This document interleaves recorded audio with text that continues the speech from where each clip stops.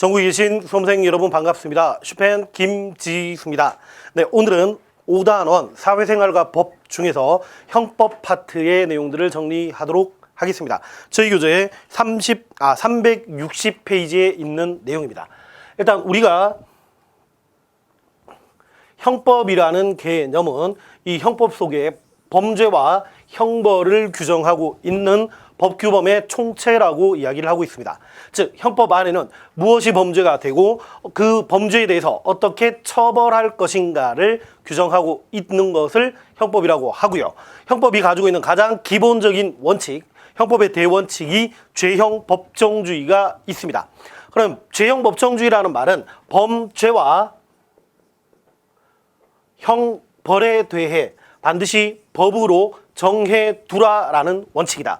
이렇게 먼저 개념을 잡아주시면 좋겠습니다. 즉 무엇이 범죄가 되고 무엇이 형벌이 되는지는 반드시 성문의 법으로 정해두어야 하고 그 성문의 법에 따라서 그 범죄와 형벌에 대해서 처벌을 할 수 있겠다. 이게 죄형 법정주의의 가장 기초적인 개념이 되겠습니다. 그러니까 법률이 없으면 범죄가 없고 범죄가 없고 법률이 없으면 형벌도 없다라는 원칙이 여기서 나오게 되는 거고요. 이게 근대의 죄형 법정주의와 현대의 죄형 법정주의가 달라지는 가장 기본적인 차이는 근대는 형식적 법치주의가 지배하던 시대였기 때문에 그 법률의 내용에 대해서는 전혀 고려하지 않았습니다. 근데 실질적 법치주의가 지배하는 현대에서는 그 법률이 반드시 적정한 법률이어야 하고 적정한 법률이 없다라면 범죄와 형벌이 없다라는 실질적 법치주의의 내용이 죄형 법정주의 속으로 들어갔다. 이렇게 확인해 봐 주시면 좋겠습니다. 즉, 또 하나 죄형 법정주의에서 잡아주셔야 되는 것은 죄형 법정주의 기본 취지, 범죄와 형벌을 법률로 정하라는 것은 국가의 형벌권의 남용이나 국가의 자의적인 형벌권의 행사를 억제하고 그로 인해서 국민의 자유와 권리를 보장하겠다라는 것이 죄형 법정주의의 가장 기본적인 취지가 되겠습니다. 즉, 죄형 법정주의는 국가와 국민 중에서 국민에게 우선하는 원칙이다. 즉, 국민을 보호하겠다라는 원칙이기 때문에 이 대원칙을 통해서 우리가 죄형 법정주의 파생 원칙을 이해하면 좋을 것 같습니다. 즉, 죄형 법정주의의 파생 원칙에서는 관습형법 금지부터 적정성의 원칙까지 5가지 원칙이 있는데 우리가 금지하고 있지만 원칙적으로 국민에게 유리한 경우는 이 파생 원칙을 수정할 수가 있다라고 잡아주셔야 됩니다. 네, 얘는 개별 원칙들을 보면서 다시 한번 말씀을 드리겠습니다. 죄형 법정주의의 첫 번째 파생 원칙에서는 관습형법이 금지되는 원칙이 있습니다. 우리가 법 파트를 시작하면서 관습법이라는 말을 드린 적이 있었는데요. 법의 분류 파트에서 이 관습형법이라는 것, 형법도 관습에 의해서 인정되던 시대, 이걸 관습형법이라고 이야기하고 있습니다.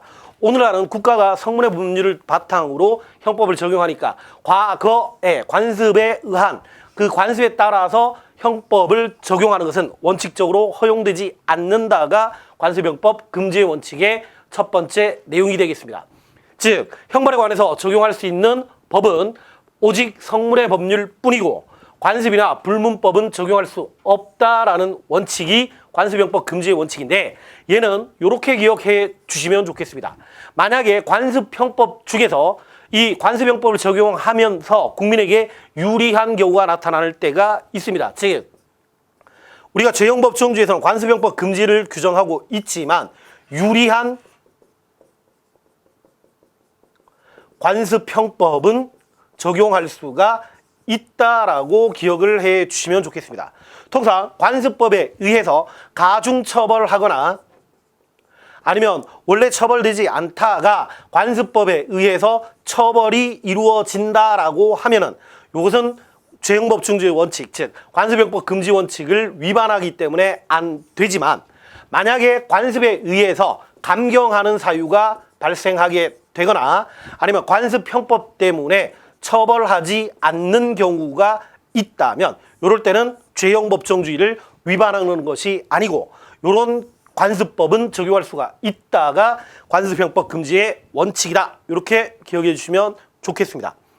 죄형 법정주의 두 번째 원칙은 명확해야 합니다. 그래서 명확성의 원칙인데 우리가 명확성의 원칙이라는 개념은 어떤 행위가 금지되고 있고 그리고 거기에 대해서 어떻게 처벌할 것인가가 명확해야 된다라는 특징입니다.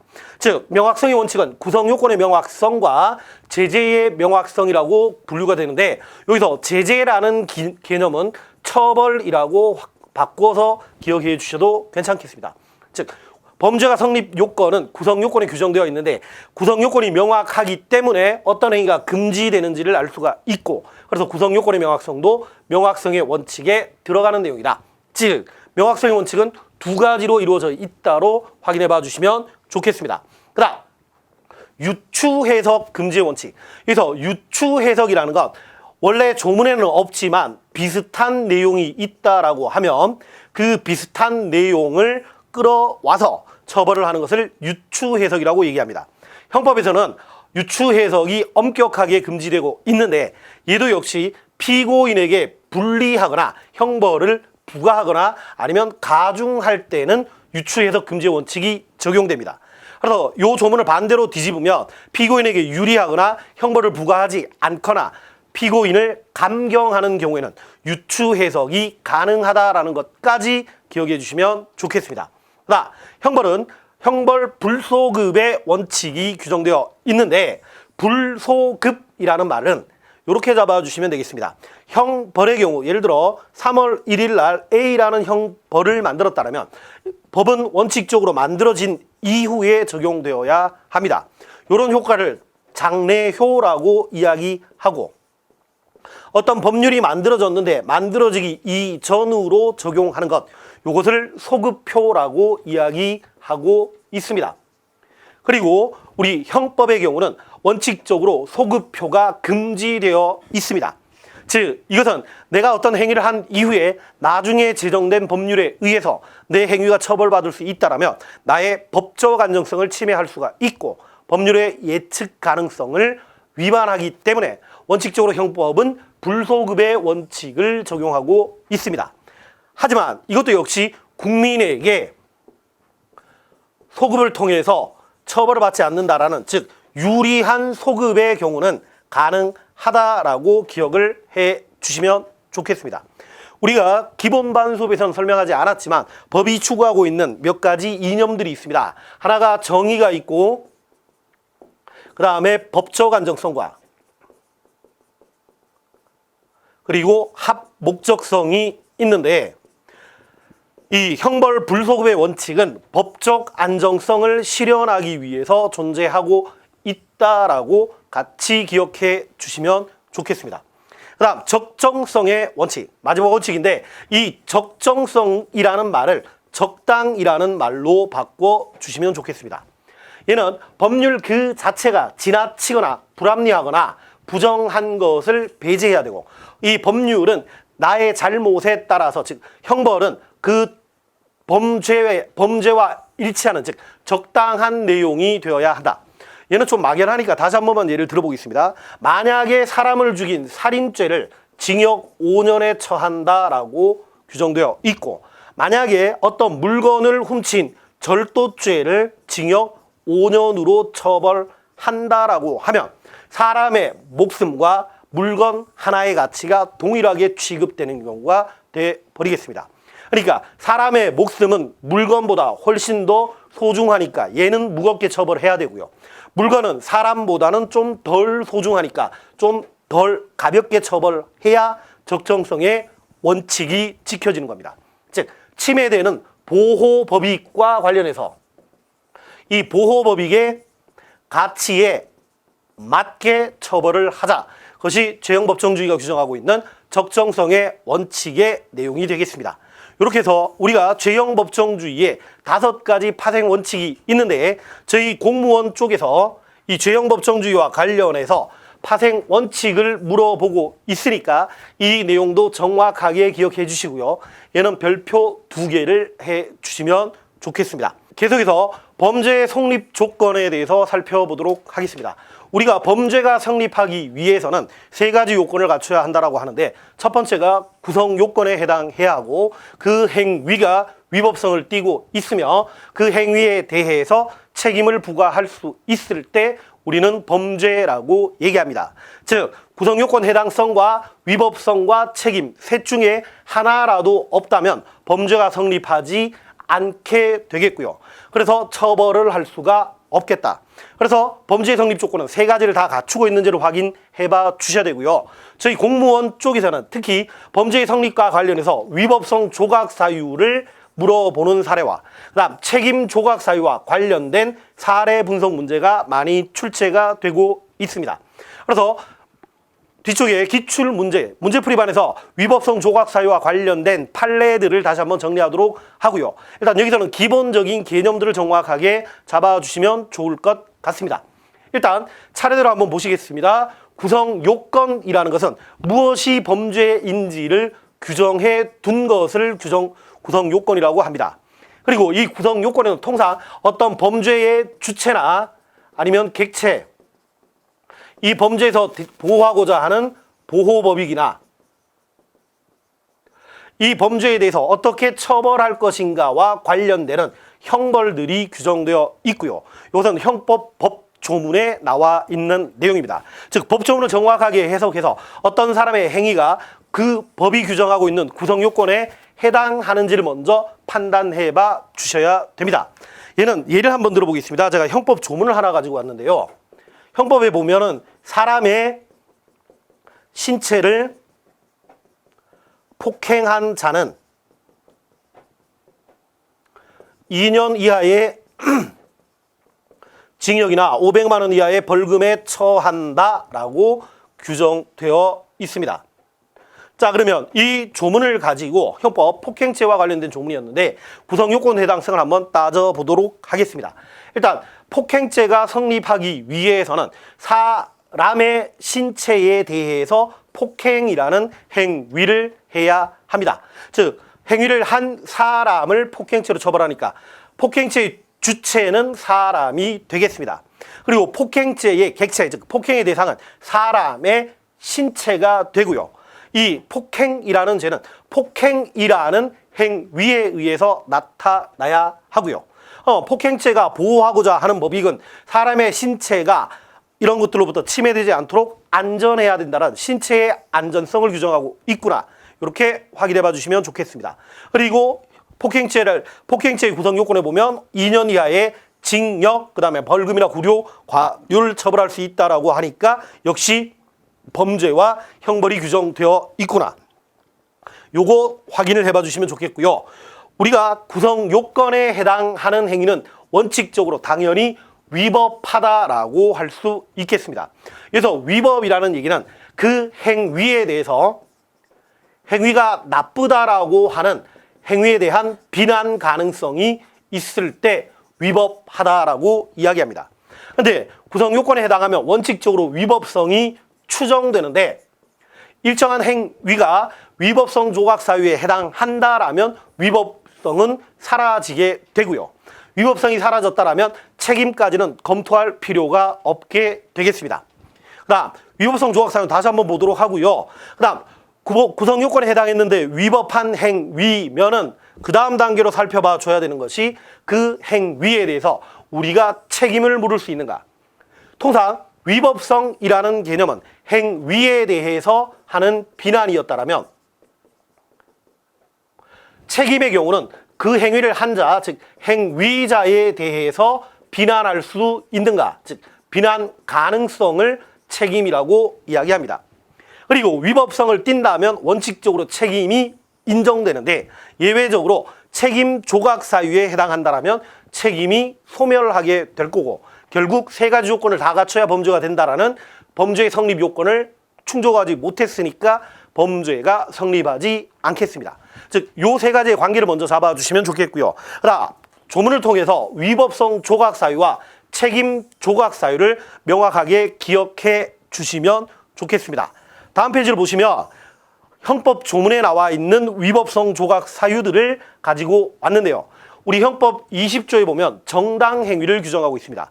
정당행위는 크게 세 가지가 있습니다. 법령에 의한 행위, 그 다음에 업무로 인한 행위, 기타 사회상규를 위반하지 않는 행위를 정당행위라고 합니다. 통상 예를 들어 보겠습니다. 우리가 현행범은 누구나 체포할 수 있다라고 규정되어 있습니다. 그럼 얘를 구성요건 단계로부터 한번 확인해 보겠습니다. 사람을 체포했다라는 것은 유형력을 행사한 것이기 때문에 현행범을 체포하도록 원칙적으로 그 행위는 폭행죄의 구성요건에 해당할 수가 있습니다.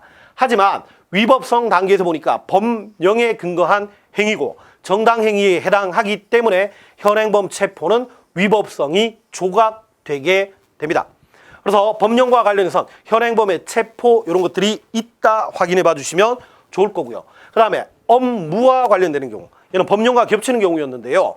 만약에 교도관이 사형을 선고받은 사람에 대해서 사형을 집행하는 행위,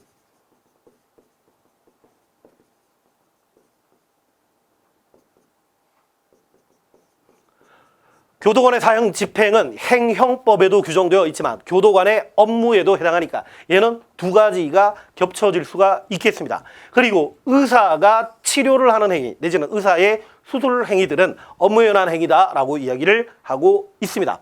그리고 기타 사유의 상규에 위배되지 않는 경우는 얘는 케이스 바이 케이스로 봐주셔야 되는데요.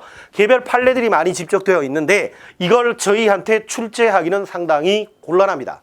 왜냐하면 개별 사례에서 형법이 시험 범위에 들어가는 과목에서는 출제가 될 수 있지만 우리 공무원 사회 쪽에서는 기타 사회상규를 위반하지 않는 것도 정당행위구나.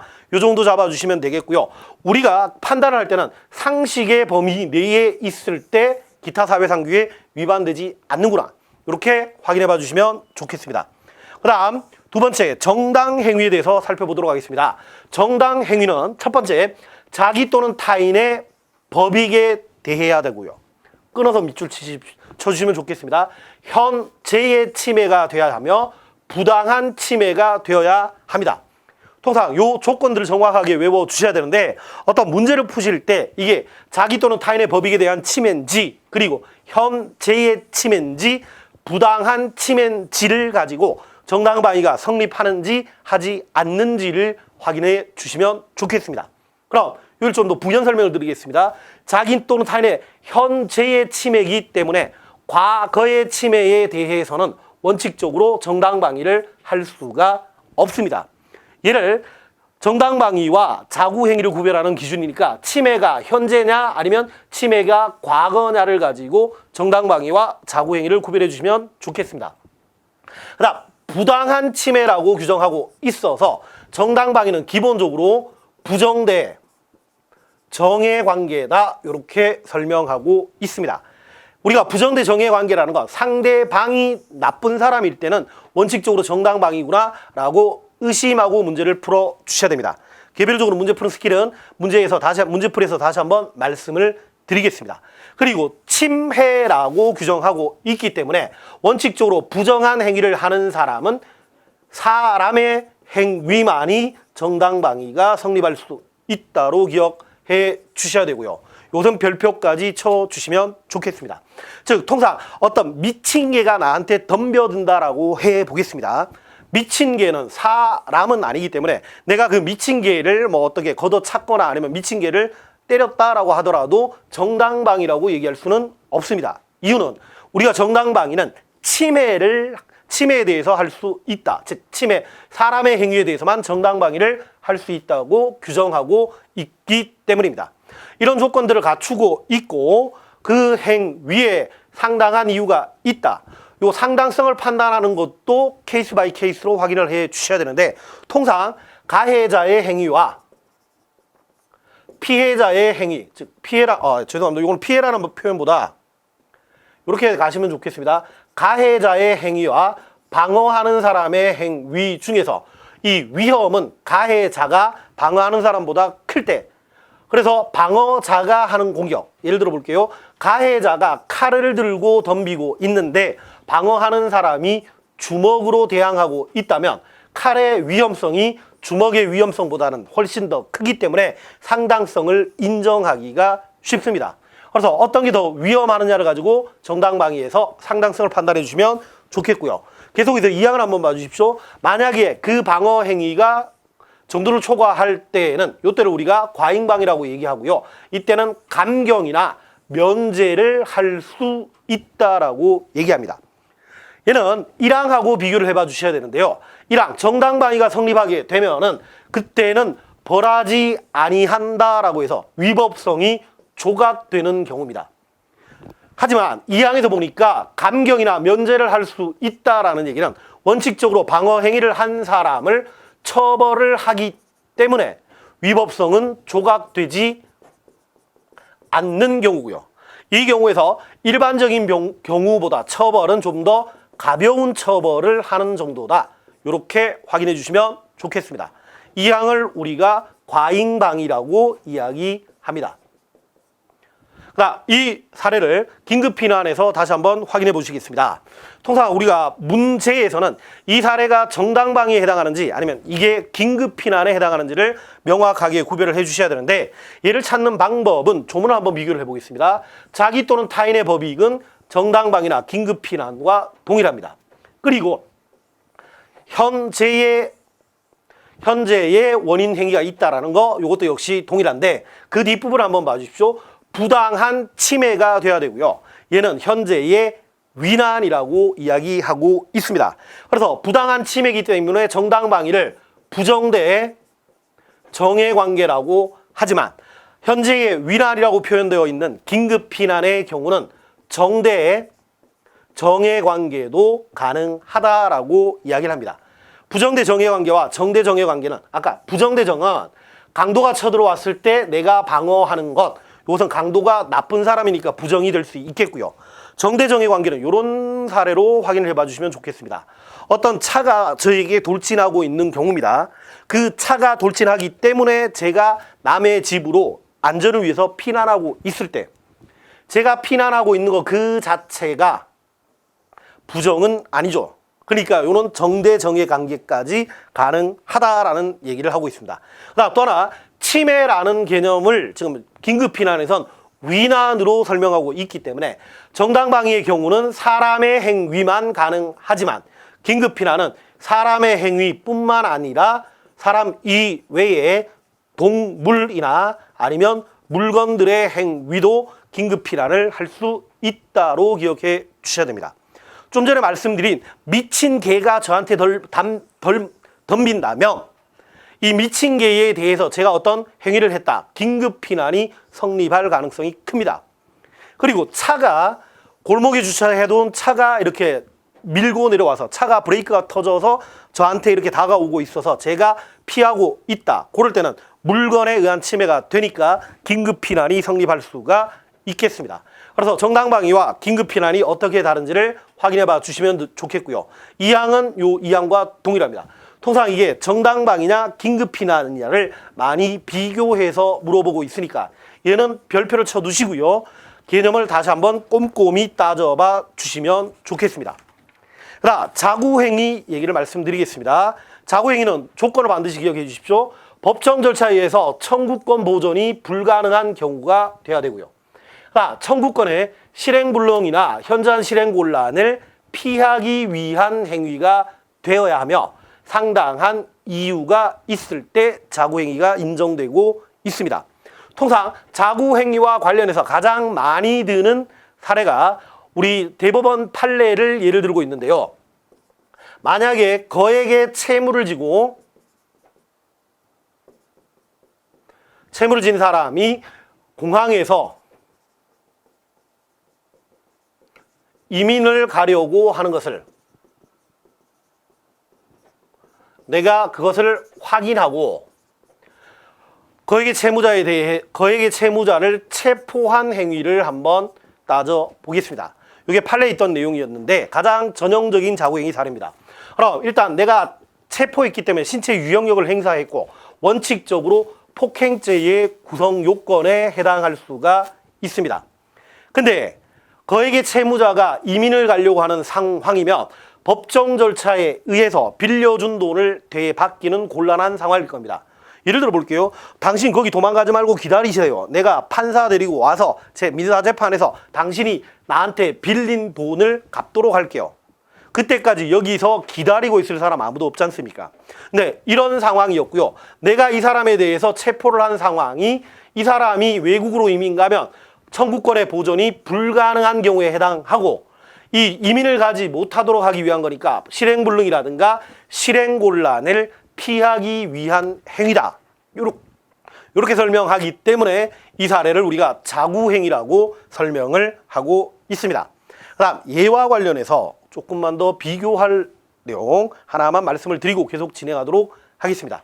우리가 통상 자구행위의 경우는 과거의 침해가 발생해야 하고요. 자구행위와 비교해야 하는 게 정당방위의 개념이 있는데, 이 정당방위는 좀 전에 보셨다시피 현재의 부당한 침해가 있는 경우입니다. 이게 과거냐 아니면 현재냐를 가지고 정당방위와 자구행위를 비교해야 하는데, 일부 교재에서 설명을 잘못하는 경우가 있습니다. 예를 들어 볼게요. 식당에서 어떤 사람이 밥값을 안 내고 도망을 갑니다. 그러면 식당에서 도망을 가는데 내가 식당으로부터 도망을 가고 있는 그 사람을 계속 추적을 해서 체포했다라고 가정을 해 보겠습니다. 그러면 식당에서부터 도망가고 있고 계속 추적하고 있고 체포까지 이루어졌기 때문에 이 사람을 체포하는 행위는 현재의 침해를 막기 위한 것이니까, 즉 현재의 부당한 침해를 막기 위한 것이기 때문에 이 경우는 정당방위가 성립해야 합니다. 그리고 만약에 식당에서 밥값을 내지 않고 도망간 사람이 있었는데 이 사람을 계속 추적하는 경우가 아니라 며칠 후에 길에서 발견하고 그 사람을 체포했다라고 예를 한번 들어보겠습니다.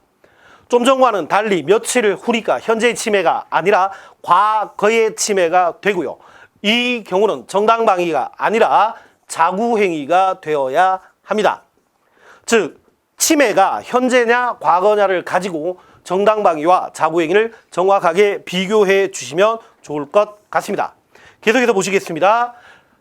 24조 피해자의 승낙이라고 되어 있는데, 일단 피해자의 승낙이 성립하기 위해선 처분할 수 있는 자의 승낙이 있어야 하고 그 승낙에 의해서 법익을 훼손하는 행위가 되어야 하며, 세 번째, 법률에 특별한 규정이 없어야 처벌하지 않습니다. 즉 피해자의 승낙이 되기 위해선 세 가지 조건들을 다 갖추고 있어야 하는데, 얘는 예를 한번 들어보겠습니다.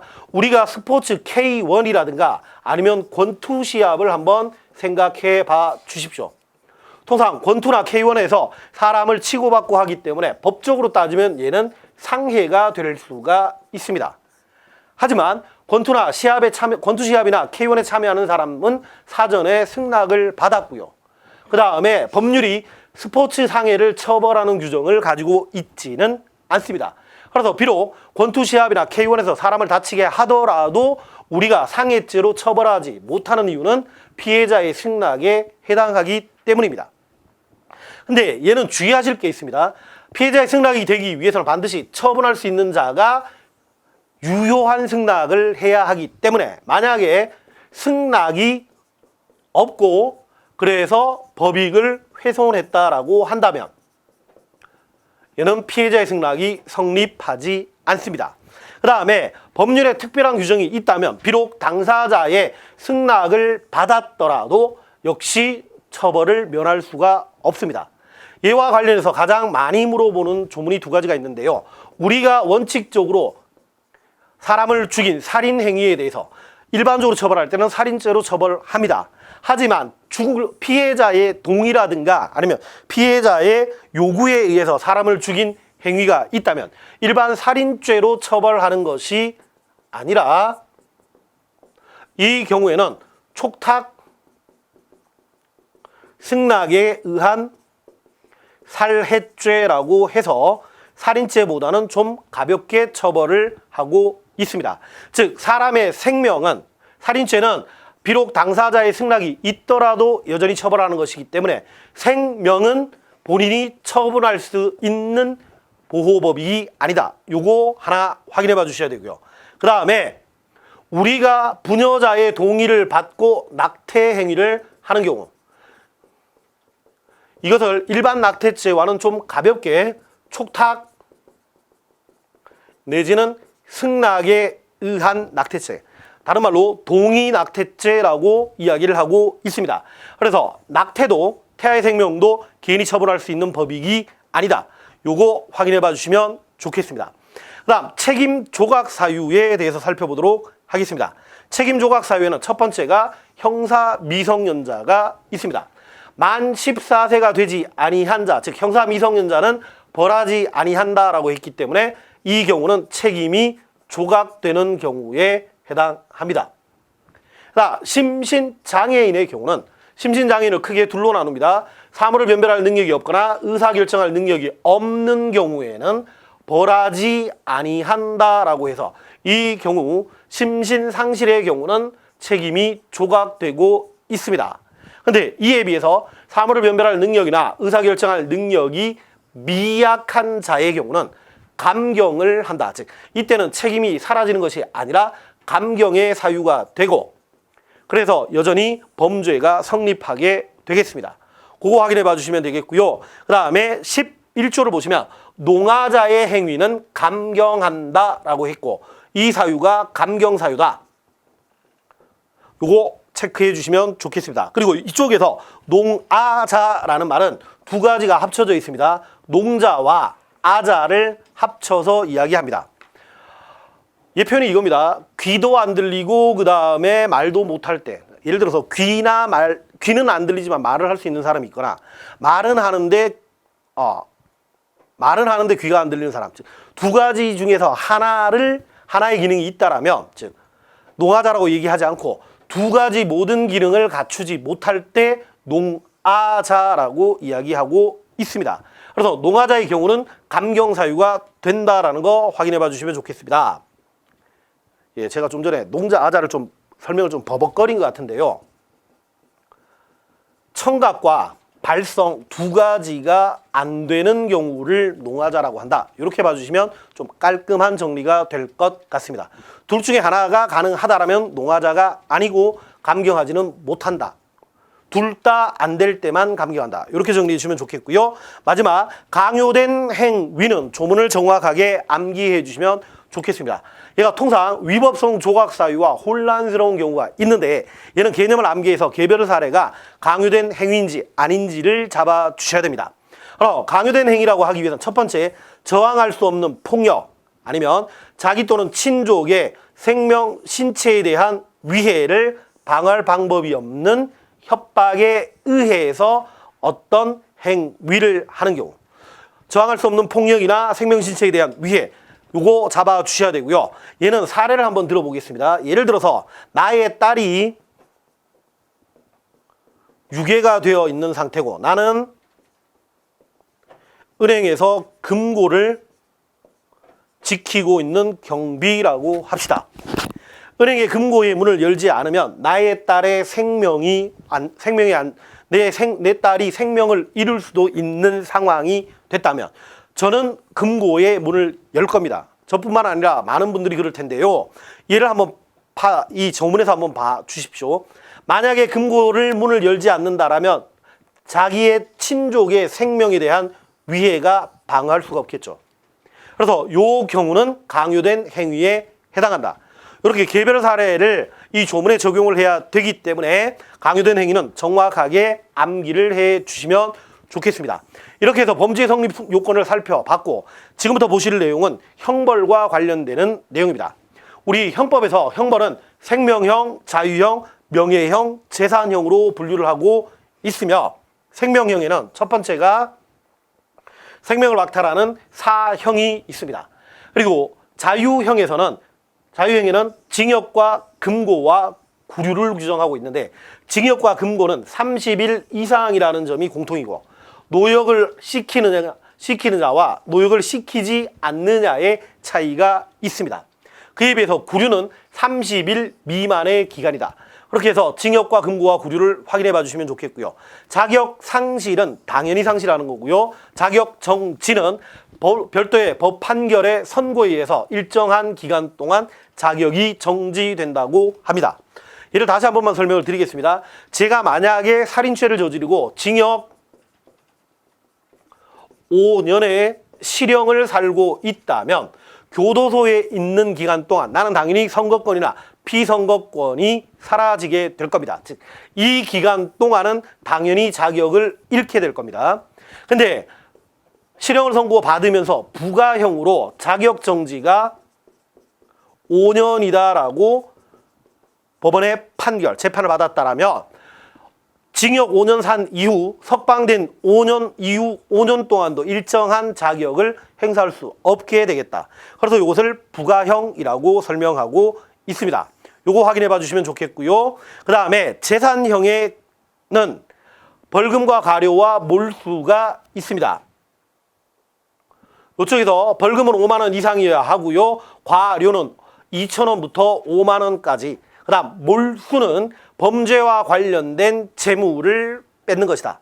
그리고 이쪽에서 확인해 주셔야 되는 것, 과료라는 개념과 과태료라는 개념은 별개의 개념이다. 요걸 기억해 주시면 좋을 것 같습니다. 우리가 과료라는 말은 형벌에 해당하고요.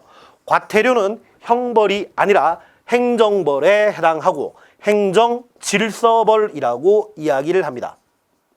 그래서 과료와 과태료가 다르다라는 걸 확인해 봐 주시면 좋겠습니다.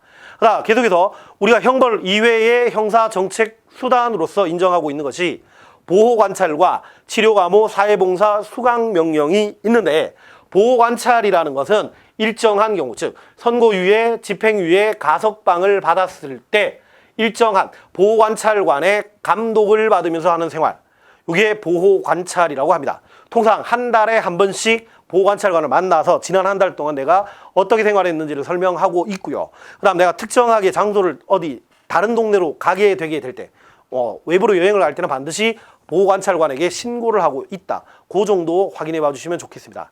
그리고 저희 시험 쪽에서 물어볼 수 있는 내용은 보호관찰의 대상은 선고유예, 집행유예, 가석방이 있구나.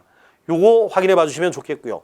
치료감호라는 개념은 이겁니다. 제가 어떤 정신병 때문에 범죄를 저질렀다면 제가 책임 능력이 없기 때문에 교도소에 넣을 수는 없습니다. 그렇다고 해서 저를 풀어둔다라면 사회에 위험이 생기니까 일정한 병원 시설에 넣고 치료를 하고 있는 것을 치료감호라고 합니다. 그다음 사회를 위해서 무엇인가 봉사할 때 사회봉사 명령이고요. 사회봉사 명령에서 키워드는 무보수로 일정한 시간 동안 일을 해줘야 하는 겁니다. 무보수라는 거 놓치지 말아 주시면 되겠고요. 수강 명령은 어떤 강의를 들어야 하는 겁니다. 예를 들어서 의존성이나 중독성이 강한 범죄, 즉 알코올 중독자나 마약 중독자에 대해 가지고 강의를 듣고 체험학습을 하는 것들, 이런 것들을 수강 명령이라고 한다. 그래서 우리가 모든 걸 형벌로 처벌하지 않고 형벌 이외의 형사정책 수단이 있다라는 거 잡아주시면 좋겠고요. 그 다음 지금 8번에 형사소송과 관련되는 절차를 가지고 왔는데, 얘는 별표를 3개를 해주시면 좋겠습니다. 아주 중요한 내용입니다. 그럼 차례대로 한번 보시겠습니다. 우리가 형사소송은 크게 수사와 공판과 집행 셋으로 분류하고 있습니다. 수사를 시작할 때는 어떤 범죄가 발생했을 때 경찰이 입건이라고 해서 경찰서에서 서류를 기재할 때, 이때가 수사의 시작이 되고요. 수사에서 공판으로 넘어가게 되는 것은 검사의 기소 여부에 의해서 공판이 시작됩니다. 공판이라는 말이 낯설면 형사재판이라고 생각해 봐 주시면 좋겠습니다. 그리고 재판이 확정돼서 법원의 선고를 받고 난 이후에 이 사람이 유죄다라고 하면 집행의 단계가 들어가게 되고, 집행은 통상 교도소에서 하고 있습니다. 즉 형사소송은 수사와 공판과 집행이 있다. 그리고 수사의 시작은 입건, 서류 작성이고요. 공판의 시작은 검사의 기소, 그 다음에 집행의 시작은 유죄 확정 판결 이후에 집행이 된다를 먼저 잡아주시면 좋겠습니다. 그리고 동일한 사람이 어떤 단계냐에 따라서, 즉 수사 단계냐, 공판 단계냐, 집행 단계냐에 따라서 그 사람에 대해서 부르는 명칭이 달라지게 되겠습니다.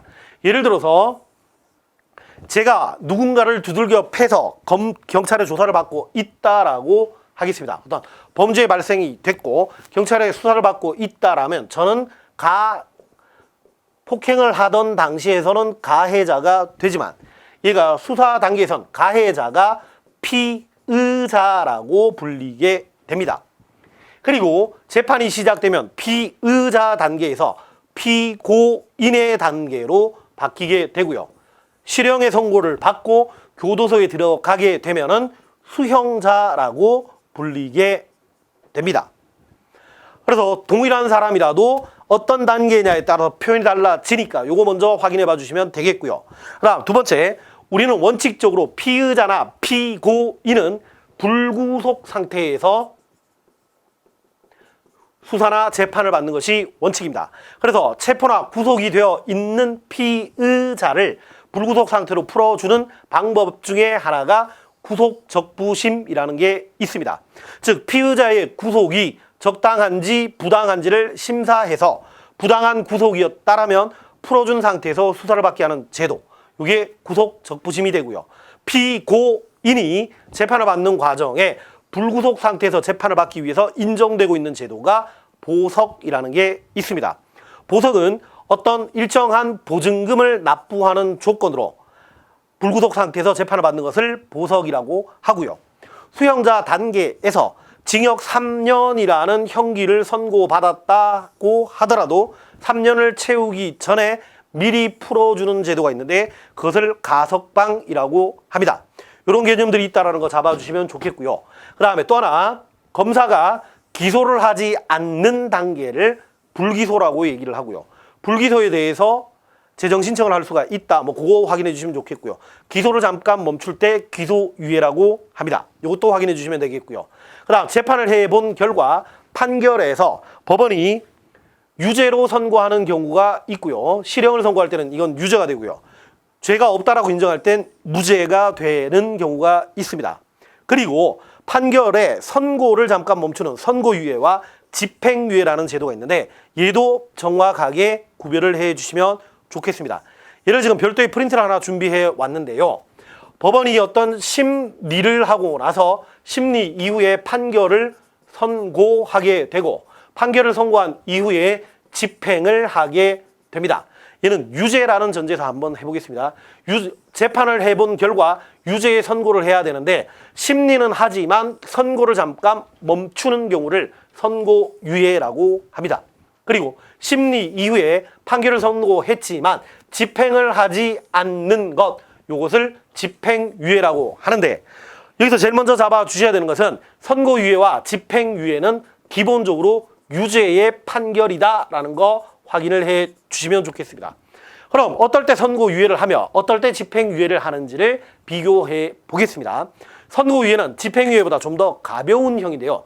1년 이하의 징역에 해당하고 그 다음에 기존의 전과가 없으면서 반성을 하고 있을 때는 2년의 기간 동안 형의 선고를 유예합니다.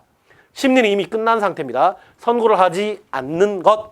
그러면 이 특별한 잘못 없이 2년의 기간이 경과해버리면 면소를 하니까 이제 다시 선고를 하지는 못하게 됩니다. 그래서 면소 판결을 받고 나면 소가 제기되지 않은 것과 동일한 효과가 있고요. 그 다음에 이 선고유예에서는 보호관찰을 부과할 수가 있다라는 거 같이 잡아주시면 좋겠습니다. 이에 반해서 집행유예는 선고유예보다는 좀 더 무거운 형입니다. 즉 3년 이하의 징역이나 금고에 해당할 때 유예 기간을 집행유예 기간을 1년에서 5년 이내 기간으로 집행유예를 하게 되고요. 그 기간 동안 특별한 범죄 없이 기간이 지나버리면 형이 선고한 것은 즉 형의 선고가 실효된다라는 것이 집행유예가 가지고 있는 특징입니다. 즉 심리 거쳤고 선고를 거쳤지만 집행만 하지 않는 상태고 그 다음에 집행유예 기간이 경과하게 되면 선고 자체가 사라지게 된다. 이 내용들을 확인해 봐 주시면 좋겠고요. 집행유예 기간에서는 사회봉사나 보호관찰이나 수강명령 등을 할 수 있다라는 거 같이 잡아 주시면 좋겠습니다.